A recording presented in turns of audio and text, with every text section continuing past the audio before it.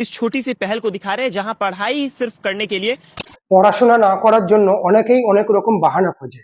একবার এই বাচ্চাটাকে দেখুন, একজন দিব্যাঙ্গ ছাত্রী, তার নিজের পায়ে চলতে পারে না, ঠিক মতন দাঁড়াতে পারে না।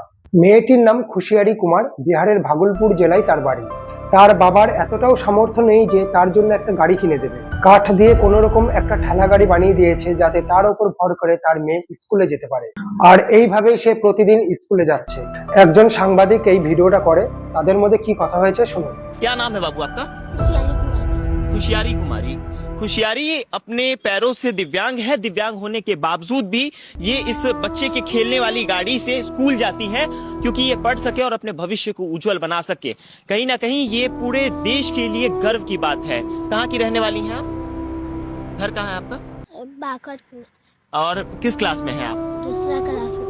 खुशियारी की इस कहानी के बारे में आपको विस्तार से भी बताएंगे, लेकिन फिलहाल आपको खुशियारी की इस छोटी सी पहल को दिखा रहे हैं, जहां पढ़ाई सिर्फ करने के लिए ये इस तरीके से अपने स्कूल तक जाती हैं।